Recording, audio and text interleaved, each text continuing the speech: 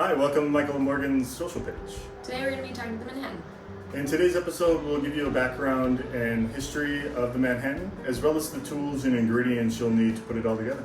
We'll also be making a variation called the Rob Roy. So let's get started with the history. So the Manhattan dates back to the 1860s. It's not clear who created it first, as there's so many stories, but it is known that it was created using rye whiskey. Rye grew really well up in the north in Pennsylvania and New York, and that was one of the main reasons why it was used so often in whiskey production. In order for rye whiskey to be labeled as such, you need to have 51% of the mash bill be of rye, and it also needs to be aged in new charred oak barrels, and then some other proofing requirements as well. So during Prohibition, it was a lot more difficult to get American rye whiskeys, so Canadian whiskey started being used in Manhattans pretty often. But Canadian whiskey has rye a lot in the mash bill, so it worked out really well. We're also going to do a variation called the Rob Roy.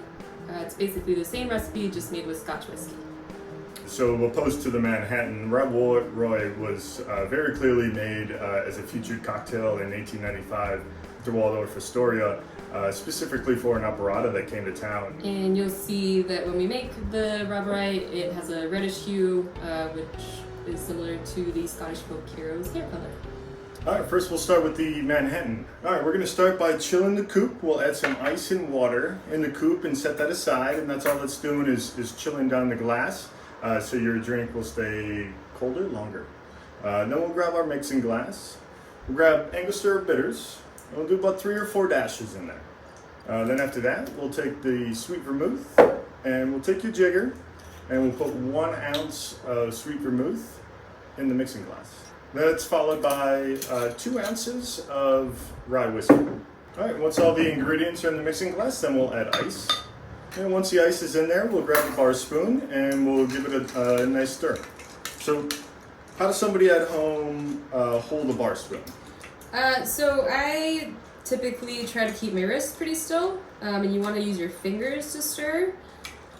And it's easy to kind of keep the back of the spoon on the inner side of the mixing glass, and that'll kind of help just keep the circular motion.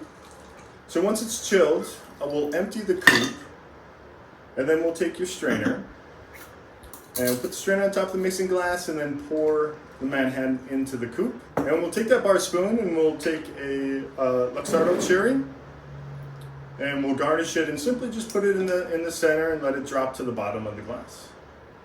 And there you have it. That's a Manhattan. All right, next we're going to move on to the Rob Roy. A couple of variations in the Rob Roy. First is the orange bitters. Second, most importantly, is the Scotch whiskey. All right, so we'll set aside a coupe glass that's chilling with ice and water. Then we'll grab our mixing glass and we'll use those orange bitters in about 3 to 4 dashes. Following that up, we'll take 1 ounce of sweet vermouth. And after the sweet vermouth, we'll take the Scotch whiskey, blended. You can use a single malt as well. We're using a blended Scotch whiskey. And we'll put 2 ounces of Scotch whiskey. And we'll add ice to the mixing glass. And then we'll use that same bar spoon technique, and we'll stir it. And then once the cocktail is chilled, we'll empty the coupe. And then we'll take the strainer, and we'll strain the cocktail into the coupe. Another subtle difference between the Rob Roy and the Manhattan is the garnish. Instead of the cherry, we will use a lemon twist.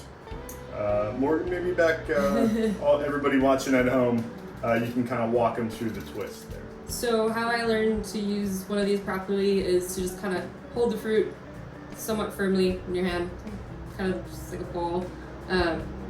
You're going to want to keep the hand that's holding the peeler as still as possible and basically move the fruit rather than trying to pull down on the peeler, because that's when you can pull and miss the fruit or over peel.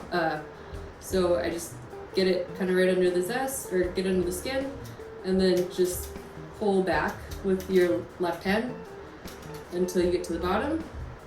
So once you have your lemon zest, you do want to see on the inside some of the skin. That should have some of the oils still in the outside. So you're gonna want to hold it between your thumb and your index finger.